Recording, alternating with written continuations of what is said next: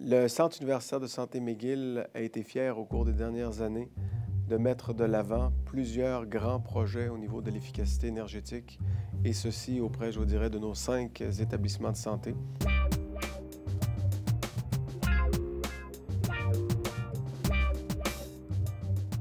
L'ensemble des bâtiments sont quand même assez vieux. Ils datent des années 50 pour la plupart, sauf le Royal Vic qui date des années 1897.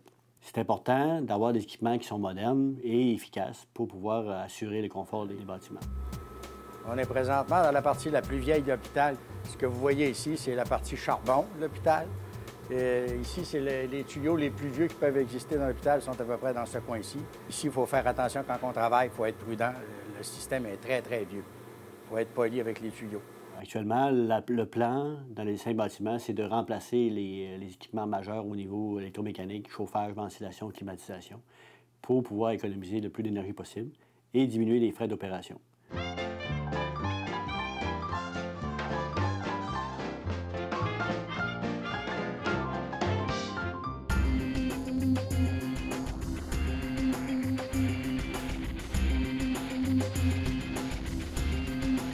Les centrales thermiques ont été rénovées à l'hôpital Royal-Victoria et à l'hôpital général de Montréal. On a fait également des rénovations sur d'autres sites, donc comme l'Institut thoracique de Montréal et l'hôpital Montréal pour enfants. Tout ce qui se fait dans le monde au niveau d'économie d'énergie, le type de projet, qu'est-ce qu'on peut aller chercher pour être à la fine pointe.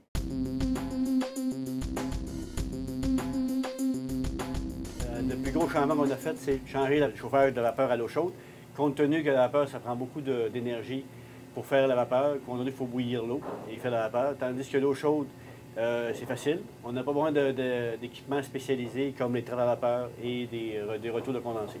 On parle de 35 millions de projets d'économie d'énergie.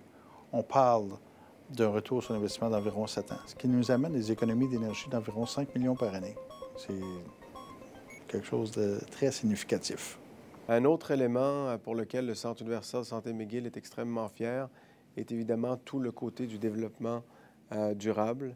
Ces projets nous ont permis de réduire les émissions de pollution au niveau des CO2 de plus de 45 %. Qui représente en moyenne environ 4 500 véhicules retirés de la route à chaque année.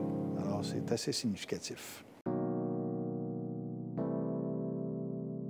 La vision de l'Agence au niveau de l'efficacité énergétique, c'est de se positionner pour répondre à l'objectif gouvernemental de réduire de 14 % la consommation énergétique de tout le territoire montréalais. On s'attend d'atteindre en économie un pourcentage de 17 % en économie pure et jusqu'à 34 % au niveau de notre facture qui sera économisée en 2010. Pour ce qui est du Centre universitaire de santé McGill, ils auraient pu s'asseoir sur leur laurier. À un moment donné, ils avaient atteint leurs 14 %. Mais ils ont continué à dire on va rechercher l'excellence. Et selon moi, ils vont être probablement un des plus avancés au Canada. Si on s'adapte à une nouvelle technologie, on ne peut pas être efficace. Puis, on ne peut pas obtenir les rendements qu'on doit s'attendre d'un hôpital performant. Depuis qu'ils ont modernisé, en effet, ça a changé la nature de notre travail. Notre diagnostic est plus facile à rendre quand on a une déficience au niveau d'un moteur, d'une pompe ou d'un équipement quelconque. Pour commencer, on est rattaché à un système d'ordinateur. Au lieu de courir un peu partout dans la chaufferie, on peut savoir dans un endroit s'il y a un arrêt de pompe ou de moteur. Il faut arrêter le système de ventilation numéro E5. Je ne peux pas le faire durant la journée, il faut que je le fasse absolument les fins de semaine. Non, ça dessert les salles d'opération. Malgré la complexité de ces interventions-là, on réussit quand même à bien coordonner avec les usagers et à rentrer dans les délais. Parce que c'est vraiment primordial. On ne pourrait pas se permettre de changer les bouloirs, changer des choses, puis pas revenir en temps à l'automne pour être capable de donner le service en hiver. Ça serait totalement inacceptable.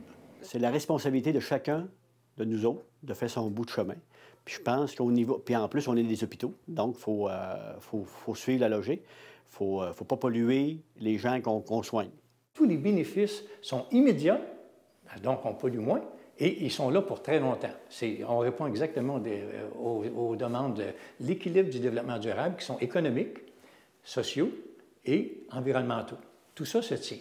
La réalisation et le succès de ces projets sont vraiment le fruit d'un travail d'équipe qui a été réalisé par l'ensemble de la communauté des services techniques qui se sont mobilisés pour travailler ensemble et qui ont fait un travail remarquable au cours des dernières années pour mettre en place tous ces projets innovateurs auprès de nos sites.